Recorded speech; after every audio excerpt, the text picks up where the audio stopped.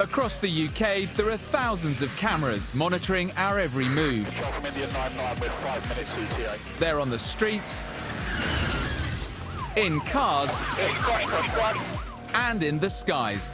He's gone into the reservoir. Roger. Information of cows about to sink. It was the last thing I was expecting. It was breathtaking. I couldn't believe what had happened. I'm Nick Wallace, and I've been reporting on crime for more than a decade. Tonight, I'll be showing you how all the cameras out there are catching the criminals bang to rights. From murderers to drug smugglers, professional armed robbers to small-time thieves, you'll see them all as they're caught on camera. That hit the driver. This would have been a murder investigation. Warrant for arrest, okay, on suspicion of conspiracy to supply Class A drugs.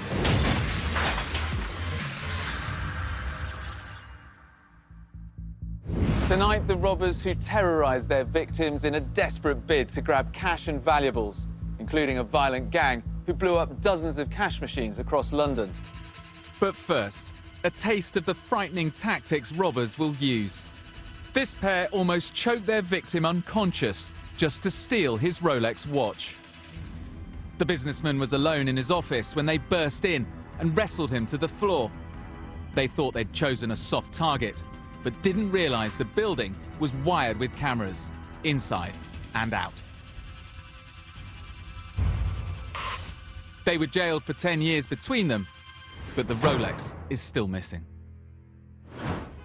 In this mobile phone footage, it's a thief who gets wrestled to the ground. Oh my God! He was one of 8 axe-wielding robbers who tried to make off with jewellery worth £500,000.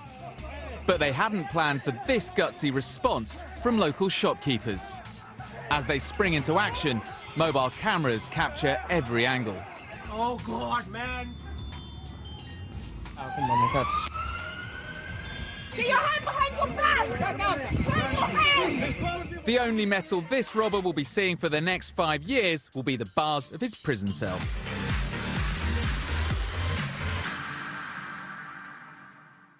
Now, the ruthless gang of robbers who outwitted police for months despite each of their crimes being caught on camera.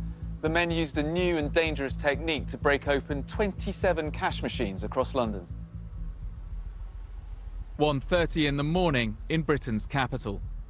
The gang is about to rob a cash machine at a petrol station. It's a run-of-the-mill crime using a devastating method. 48 hours later, the gang strikes again. And again. Within weeks, they've blown up multiple cash points across London and the home counties. The Met's elite flying squad are called in to investigate. Yeah, the flying squad is a specialist unit within the Organised Crime Command, primarily responsible for the investigation of armed robbery at commercial premises. On some of these explosions, the ATM machine literally blew sort of 50 metres across the road. One explosion is one explosion too many, and this crime type and this series became a priority for the flying squad. The gang members disguised themselves heavily before targeting isolated cash machines in the early hours.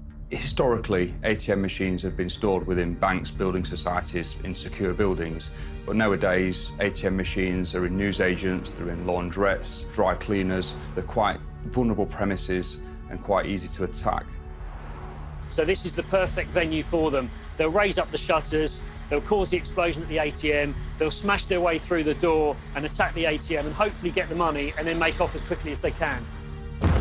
Detectives show the CCTV footage to explosives expert Sarah Griffith. Her conclusion: the gang is pumping volatile substances into the machines and then igniting them. These are highly flammable and consequently, under certain conditions, can produce explosions that can be ignited by even static electricity. These images show the destructive force of the technique being used.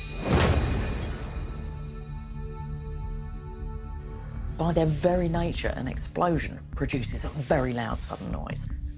Given that these are happening in the small hours of the morning, people tend to wake up and look out. So we have good evidence from people inside their houses, looking out straight away and describing in detail what they could see, which was incredibly helpful when it came to working out the mechanism involved. There you see the explosion. You can see the significant damage to the front of the premises. Once the explosion's taken place, subjects then return to the front of the premises to gain access to the rear of the ATM machine. Each time the gang strikes, the likelihood of injury or death increases. Here they are targeting a shopping parade in Maidenhead. We've got an ATM which is enclosed in a metal case, so any severe disruption to that is going to produce twisted, sharp-edged pieces of metal, and those are the ones that really present a risk to anybody in that area.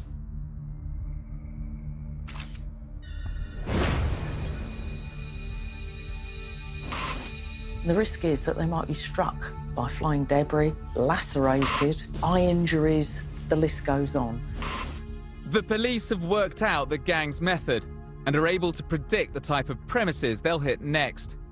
But they still have no idea of the gang's identity. We had very limited leads. This team were highly organised, they were career criminals, they knew how the flying squad operated, so they were forensically aware.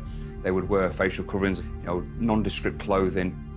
We really left no stone unturned, and we tried every single thing possible to try and identify the suspects. But in those early offences, despite those efforts that were made, we just hadn't been able to identify who was committing the crimes.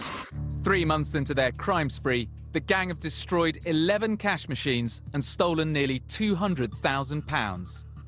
Then, their first mistake. As they prepare to blow up a post office cash machine, they're almost caught red-handed by a passing driver. He doesn't actually appreciate the situation he's put himself into unwittingly. He's confronting a criminal gang who are prepared to carry out dangerous levels of criminality. Later, we'll show you what happens when the man approaches the robbers. Also coming up, how not to park your car. It must have been getting on for 60 plus miles an hour. It was going at some fair rate. And the slot machine bandits who missed out on the jackpot big time. They almost left a map for us where they were going to be targeting next.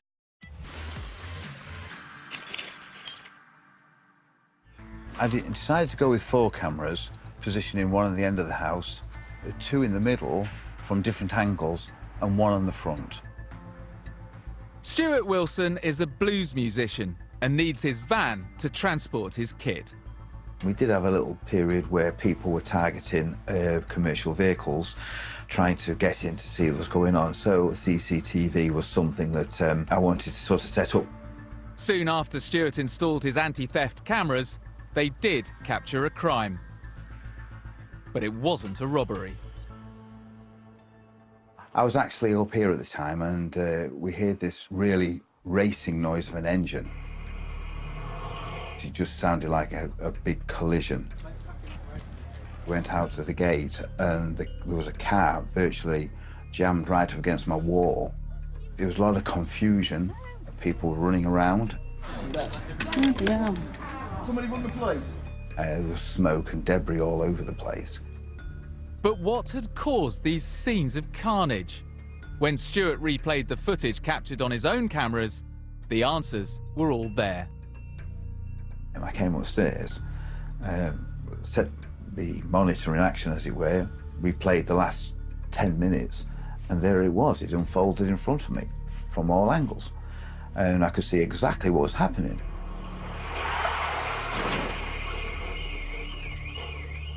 It was like a mini story, from the noise of the engine, the impact, the way the vehicles were shunted into one another, followed by where the vehicle ended up in the middle of the road.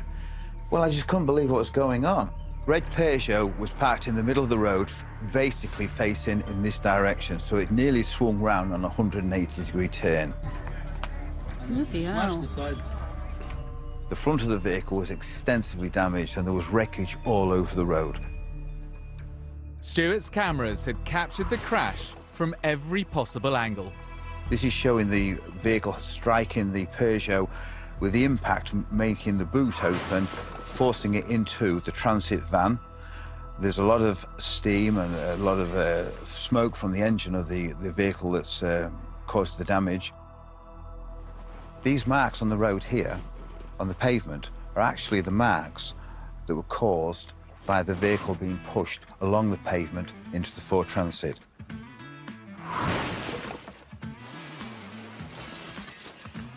The car was travelling at an estimated 60 miles an hour when it crashed, 3 times the local speed limit. And as the footage showed, it could easily have killed someone. There was a cyclist going past about 5 or 10 seconds before the accident took place. The cyclist passing from this direction, moving into that direction. What could have happened if that cyclist was involved in an accident? I'm sure it would have been a fatality or a serious injury. But even more shocking was the actions of the driver and his passengers. Seconds after the crash, they simply walked away. It was just like they were just stepping out of a normal car. They just opened the door, casually glanced around. He took the dog out of the car, he carried the dog to the pavement, and then the way they tried to blend in with the chaos of the people around, it was the casualness of it. It was just like an everyday event. They just walked away and disappeared into the crowd. The car turned out to be stolen, and despite being caught on Stewart's cameras, the occupants haven't been tracked down. Some criminals are so desperate for cash they'll break into vending machines and parking meters just to get their hands on a couple of £100. But one gang nicked over 30 grand by smashing open more than 50 pub fruit machines. These are the bandits who thought they'd found a way to hit the jackpot every time. Matthew Sadler and Richard Palmer. They targeted the machines at pubs in the West Midlands. Not once, not twice, but 56 times. They were committing offences on a nightly basis. The pair deliberately chose isolated pubs, attacking them in the dead of night. Between midnight and 4 o'clock in the morning, when the landlords, landladies were asleep, smashed the machines and literally grabbing handfuls of pound coins. They were stealing £300 to £400 each time. OK, as you can see from the external CCTV footage, you'll see them now simultaneously kick the door. It's a very noisy, violent entry. This is now there's footage inside of the CCTV inside the pub. They go in the first room, straight into the top of the machine, and they will steal the pound coins. It's very quick. They've got their money, and then they leave. Both men concealed their faces, but with every attack, they were leaving clues. In the first instance, the offenders were identified through CCTV. Each time they committed an offence, they would leave either forensic or CCTV evidence behind. So over a very short period of time, we start to build a picture, put the jigsaw together. OK, what you can see now is you can see Palmer and Sadler, they turn up now. They're wearing very distinctive bike helmets. The reason why this footage was so crucial is A, it was colour, and B, you can clearly see the design of the helmets. The clothing that they're wearing, particularly the grey jogging bottoms, we actually recovered those grey jogging bottoms, which again shows how important it is to view this footage and link up with the clothing. What you also see is Palmer, he carries a bag which they put the cash in, which is very distinctive. But it was when trying to convert their takings from coins to notes that the thieves made an even bigger blunder. The most crucial piece of CCTV evidence that we gained was when they made the mistake of going into a local shop and changing, I think it was about £300 worth of coins into cash. And from that, they weren't wearing masks, so we were able to identify them. That was pivotal in identifying them. As the police closed in, the robbers carried on unawares. But their lucky streak would come to a spectacular end. On the 3rd of December 2016, they targeted 3 particular pubs using a stolen motorbike. That motorbike was identified by our force traffic, and then a pursuit then ensued. It was in and out of all the sort of the back roads of Erdington, ultimately ending up on the Canal towpath. What you've got to picture here is where he is now. It's pitch black. There's no lighting. He won't be able to see a thing. It'll just be blackness for him. Yet he's still doing 50, 60 mile an hour along a canal towpath. And there we call his Evel Knievel move, where he goes into the canal, tries to dump the bike, takes his helmet off, dumps the helmet, thinking he's going to get away from the police, but he's not going to get very far. When police arrested driver Matthew Sadler, he had £280 in coins on him. They nicked his accomplice, Richard Palmer, just a few days later. The pair were sent down for 15 years between them.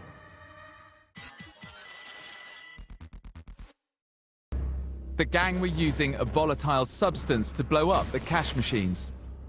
Flying squad detectives feared that one of these raids would soon result in serious injury or even death. It really was key for the investigation team to identify this team and get them arrested as quickly as possible before, there would have been a fatality in this investigation. I have no doubt about that. Here, the gang is in the middle of robbery number 12. They've prepped the ATM ready to blow it up, but they're suddenly interrupted by a passing driver. He doesn't actually appreciate the situation he's put himself into unwittingly. He's confronting a criminal gang who are prepared to carry out dangerous levels of criminality. Thankfully, he walked away before anything serious happened. Concerned they've been identified, the robbers also make an exit. But they leave behind an ATM which could explode at any moment. A tiny spark could ignite it in the right conditions and cause an explosion. That spark doesn't have to be generated by the gang anymore. It could, for example, be the thermostat from a fridge operating. So we still have a risk. Although thwarted that time, the robbers begin escalating their activity. Just 3 days later, they get away with 70 grand from a post office ATM in Uxbridge. A week later, they blow up a Sainsbury's cash point in Ealing, West London. Later that same night, they arrive at a small co-op. They're so confident that after trying to smash the camera, one robber gives a cheeky sign. The subject here, he actually waves to the camera, which is quite chilling really, because it shows he's actually got no regard at all for members of the public or people who may live above this premises. It just shows what an audacious individual and gang this were. They thought they were untouchable, they thought we'd never get them. There you can see the explosion, the actual damage it caused to the premises. And again, the subject's no need to force the way in here. It's actually the explosions caused the damage. Failing to get any cash this time, the gang target their third cash machine in a night. Their haul, £50,000. For officers on the investigation team, there seems no end in sight. We really needed that breakthrough. By now we're 15, 16, 17 offences in, and despite all our efforts, we really had nothing. So they were wearing gloves a lot of the time. They were careful not to leave fingerprints or DNA behind. So even where we had CCTV, it just wasn't enough to arrest them. There was not enough that was going to stick at that stage. 4 days on, the gang strike an ATM in Buckinghamshire, taking another £9,000. By the time the police arrive, the robbers are already raising the shutters on their next target. This newsagent's store in North London is the scene of their 19th cash point robbery. It's also where they make a crucial mistake.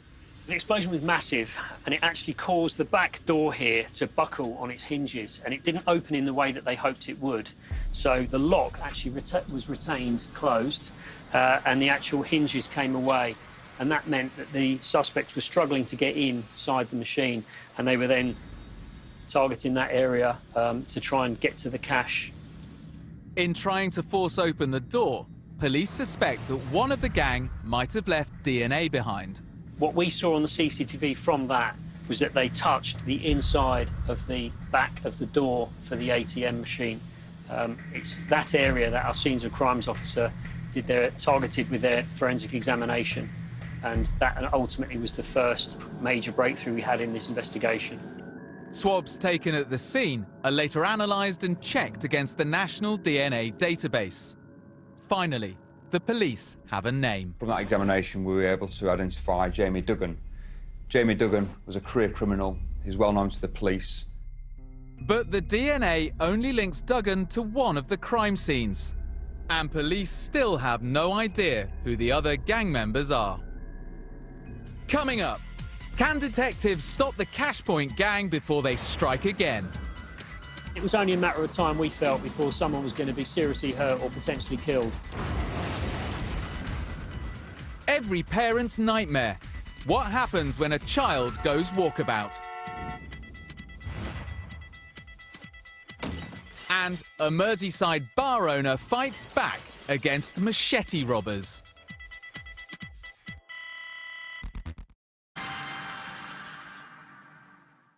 We're in the middle of a major investigation into a violent gang who blew up and robbed 27 cash machines across London. The gang are ruthless and professional, but eventually they start to make mistakes. The robbers are using a new technique to blow up Cashpoint machines. Detectives are growing increasingly frustrated as the gang continues its rampage throughout the capital and the surrounding areas. We felt that the explosions were massive. It was putting public safety at risk. And it was only a matter of time, we felt, before someone was going to be seriously hurt or potentially killed. So we needed to identify this gang as soon as possible, and we needed to do that fast. 19 offences in, one of the robbers makes a crucial mistake. He leaves his DNA at the scene of an explosion, allowing forensic experts to unmask him. The subject identified, Jamie Duggan, was a key figure in this organisation. That was a almost eureka moment for the team. But detectives still don't know the identities of the other gang members. So they decide to put the known criminal under surveillance. People are literally being followed and monitored wherever they go. The idea is that, you see them, but they don't see you. Detectives see Duggan associating with 3 other known offenders: Anthony Rodwell, Trevor Collins, and Ben Kilminster. From that, we were able to identify the vehicles that they drove. Having identified those vehicles, we could then do automatic number plate reader inquiries into those vehicles. But as well as trawling through this huge amount of number plate recognition data, officers also have to go through all the suspects' mobile phone records. Neither task is easy or quick. The investigation team were faced with an enormous challenge of gathering, months and months of phone call data and looking at reams and reams of automatic number plate reader data to try and identify vehicles that were used and mobile phones that were used on key nights of offending. You're talking about many, many months of work. And in the meantime, the explosions and the robberies continue. It can be frustrating when there's a series of offences that are taking place and, suspects haven't been arrested. But you have to balance that with, knowing that you are doing all you can and you're leaving no stone unturned. Finally, the flying squad get the breakthrough they need. And once again, it's Duggan who makes the mistake. It's those long hours of effort put into surveillance that sometimes leads to the real little chink of evidence. And in this case, we found it was when Duggan was seen on surveillance in a pub car park to take possession of a roll of wire. This wire later proves crucial to the investigation. Duggan and his accomplices use it in 2 robberies on the same night. On the first job, CCTV captures their hooded figures tampering with a cash machine in Middlesex. When the shop shutters lift up, they're caught scampering away. They escape with £52,000. But determined to boost their nightly takings further, they then drive 24 miles to Ealing in West London, setting about their next target with an angle grinder.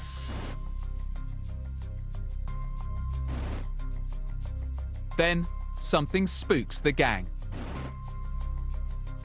In their rush to get away, they forget to take a key piece of equipment with them. One of the pieces of evidence that we recovered on surveillance was of Jamie Duggan, where he was seen to take possession of a roll of wire and put it into his vehicle, and that wire was actually left behind at the last crime in this series. It was a real good moment for us. It was like, yes, we've got more evidence against him.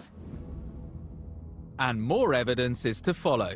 The painstaking trawl through road camera footage and mobile phone records has borne fruit. On the night of the offences, the gang's phones are all traced to the same location, a car park in North London. Also, the number plates used on their cars are stolen from this area on the night of the offences. It was a case of key criminals contacting one another, travelling to locations, meeting up and travelling away. Their mobile phones would then be turned off. And then there'd be an explosion somewhere in London or the home counties, and a short time later their phones would come back on. And that pattern of offending actually became quite unique, as it only took place on the nights when there were offences. After 27 explosions and the theft of £357,000, detectives now have enough to arrest the gang. In the face of overwhelming evidence, all but one plead guilty. Kilminster and Collins were jailed for 9 years each, while Rodwell was sent down for 12.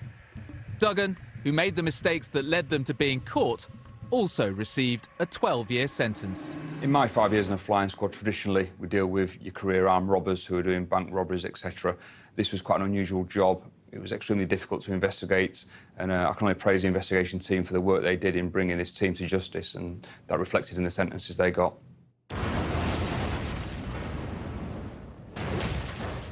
Thankfully, not all robbers are as determined or organised as that ATM gang. West Kirby, a seaside town on the Wirral near Liverpool. West Kirby is a beautiful area. It's the Riviera of the Wirral. It's very genteel, and it's just lovely to live in.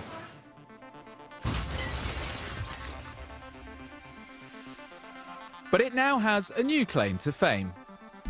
Jabbed. As the home of a new form of self-defence. Jabbed. Utilising the untapped potential of barroom furniture. I picked up a stool, and I jabbed, and I hit him. One summer evening, Peter and his staff were cashing up after a busy night. This is one of my cameras on my CCTV. As you can see, I'm cleaning the bar, which I don't do often, and then I heard a banging. And I thought it was just some irate customer who'd left some stuff behind, so I got a bit annoyed with them because they were banging so loud. So I walked over to the door, and just before I got to the door, I thought, oh, they've got masks on. Oh, so was he. But before I could think, the whole inset of the door here came flying over my left-hand shoulder. The CCTV captured the terrifying moment the masked men burst into Peter's bar. Then I realised they had machetes, so I turned to run, and I slipped on the glass pane that fell out. The 4 men came running in, 1 with a gun, 3 with machetes. The fella with the gun came at me, straight into my face. There was lots of shouting, screaming, give me the money, where's the safe? Asked me where the money was, so I just said to them, it's in the till. The one with the gun goes behind the bar, hits my barman over the head to get him to open the till, not realising that it's open, leaving the one with the machete standing over me. I was lying on the floor, I'd given up, take the money, and this little bugger keeps threatening to hit me. And I'm thinking, is he not? Is he not? The only thing I thought of was that I could see the serrated edge of the back of the machete, and then all of a sudden, he hits me. I went berserk. I thought, how dare you hit me? You know, I wasn't doing anything at that stage. And suddenly, it clicked. He took 2 steps back. I picked up a stool, and I jabbed, and I hit him. And then his friend came at the side of me, so I managed to grab him and throw him in the front. And then there was like 2 or 3 of them with machete, and I'm just jabbing, thinking this is getting a bit serious now. I let out this mighty bellow, and then they ran. One of the gang put up more of a fight. But not for long. I jabbed him again, and then he ran. All the robbers fled, empty-handed. There was £200 in the till. They didn't take anything. There's the till there, and they're all trying to decide how to open it, but it's open. Obviously, they're not very intelligent. The only annoying thing about it is the damage to the door, which, to be fair, due to the local community, didn't cost me much. Cost me £100 for the glass, and a local builder put it in for nothing. In fact, it cost me dinner, and that was it. Peter's bravery may have impressed the locals, but it's wise to heed police advice. If 4 men come at you with machetes, it's best not to go on the attack. And it's still business as usual down at the wine bar. I mean, it's the first time in 30 years that this has happened to me, so I'm not going to be put off by a couple of scalliers, you know. But the people operating them know that these electronic eyes are helping make our streets safer. In West Bromwich, there are 150 CCTV cameras keeping watch day and night. Petty thieving, antisocial behaviour and illegal street trading, nothing escapes the watchful gaze of the camera operators. Today, a well-known female shoplifter is at work on the high street. I've worked in shops in the past, so I know some of the shoplifting tricks. I don't think there's anything new. This is going to be a call over the radios saying, I think so-and-so's just stolen something from my shop. Lee and his team monitor the suspected shoplifter all the way down the high street. She then ducks into a doorway, thinking she won't be caught on camera. But there's no escaping the CCTV. She's taking my shoes out of a bag that she's stolen from the shop, putting them on her feet. The operators radio the police, who send a community support officer to the scene. By the looks of it, she's owned up because she's taking my shoes off. Yeah, she's took the shoes off and she's put them by him, so she's admitted what's happened. She's not tried to deny it. The thief knows she's been caught red-handed. You chalk it up as a success. She's been caught, they've got the stock back. Job done.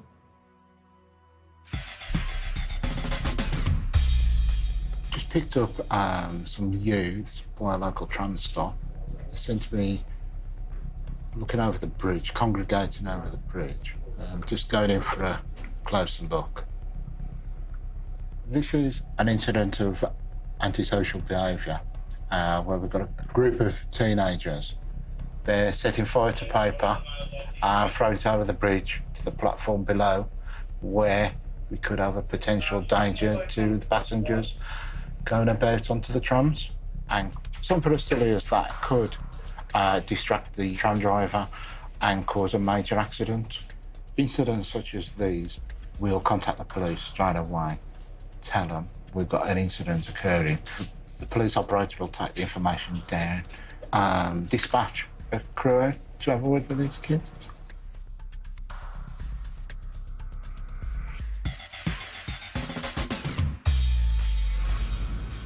Theft is just one of the problems facing shop owners in West Bromwich. Street traders dealing in counterfeit and stolen goods can cost legitimate retailers thousands in lost business. We've had a radio call from the police asking us to keep an eye out for 2 males selling bottles of perfume out of carrier bags on the high street. The operator's gone through, he's found the males. They're just monitoring now, so you can see him sort of hanging around with the bags, eyeing up different people to stop. They're pulling out bottles of perfume from the bag, asking people if they're interested. Some people are stopping, some people aren't. While this is being going on, the operator would have been on the radio reporting location and activity. So we got there, the one fella stood there, got 3 people stopped, looking at what he's got in his bag, see what they're interested in. If the perfume's genuine, there's a chance it could be stolen.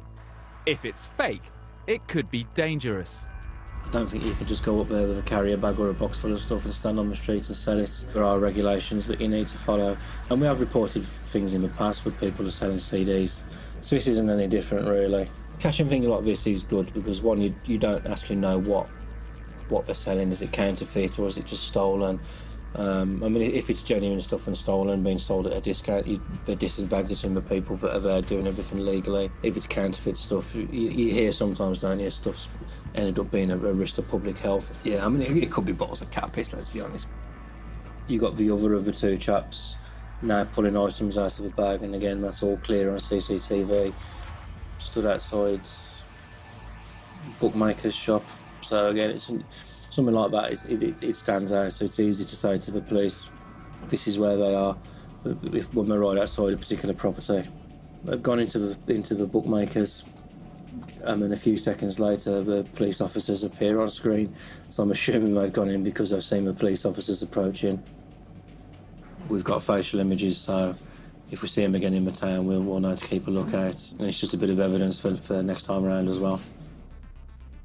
Even if illegal traders and shoplifters don't end up being prosecuted, they know the cameras are watching. And that makes West Bromwich town centre a less tempting target.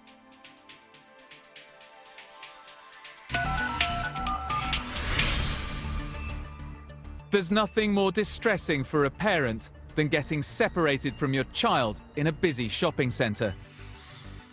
Today, an alert's gone out for a little boy who's disappeared. His parents are frantic. The team quickly spot the boy whizzing around on wheelie shoes without a care in the world. He's nearly knocked over by a car, then falls down hard before wheeling into a shop. The police are called, and when the boy spots them, he nearly gets knocked down for a second time. But thankfully, he's soon reunited with his parents before he can get into any more trouble.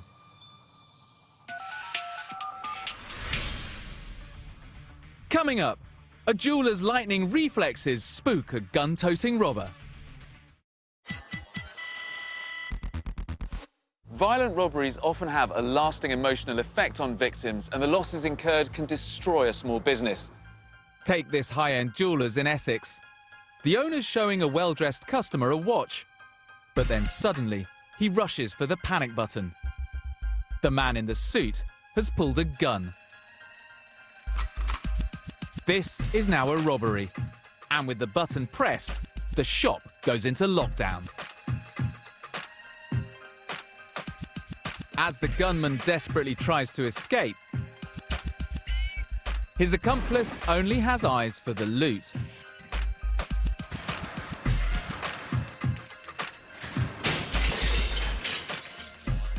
Finally, the suited man smashes his way out of the shop, while the other fills his bag with watches. Police have since made arrests in connection with this crime.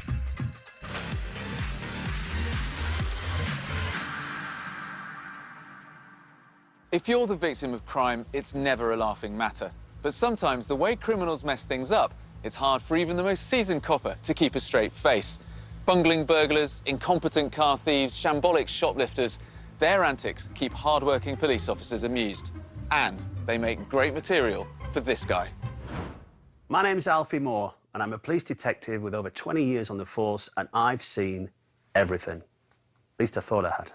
I'm also a stand-up comedian and comedy writer, and when I start to troll the internet for inspiration, I realise there's just no end to the stupid things that criminals will do to avoid getting a proper job. So in each episode of Caught on Camera, I'll be showing you the kind of antics that we coppers have to deal with on a daily basis. Welcome to Thick as Thieves.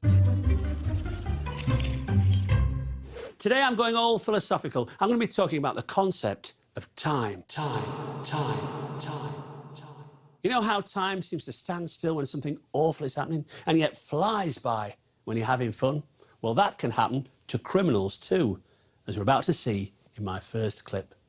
Picture the scene, a jewellery shop in Market Harborough, Leicestershire. It's the middle of the night, and the fastest smash and grab raid ever is about to take place. Ready, steady, play.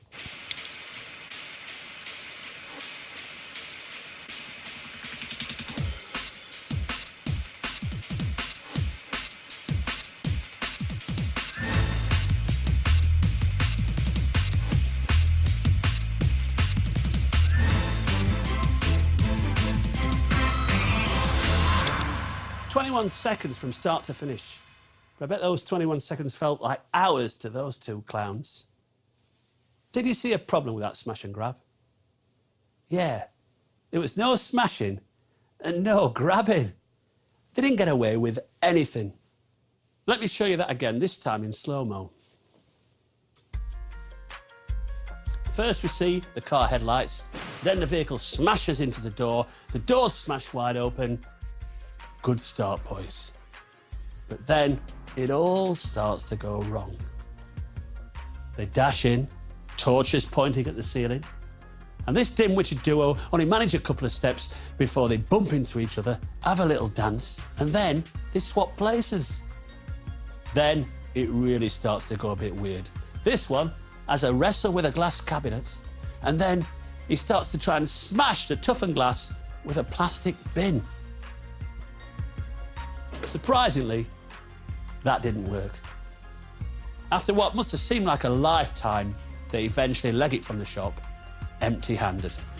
Well, they got the plastic bin with them. They cost money, you know. Shop owner Sarah Stamps describes the whole pathetic episode brilliantly.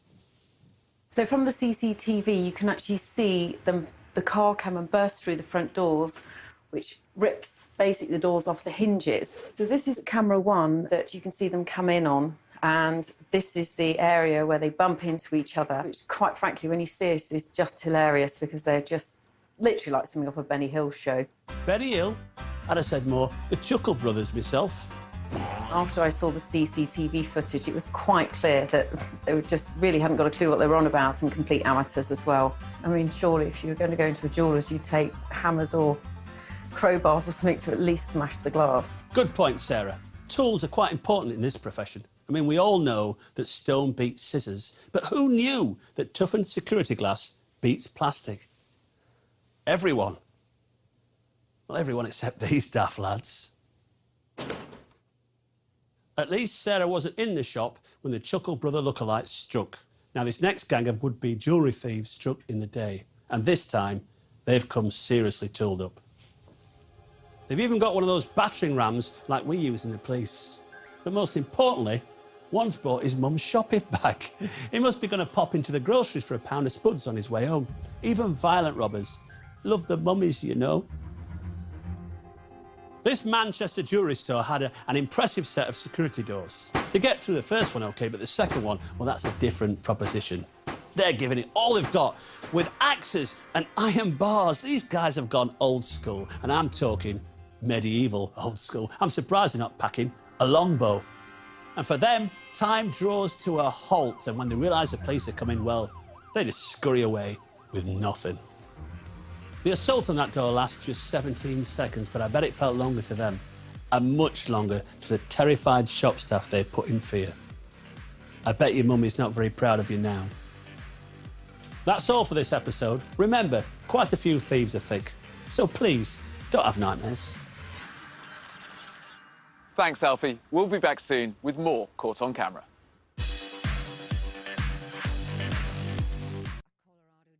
Dedicated to sex offenders, we go inside another of America's toughest prisons next tonight on Channel 5.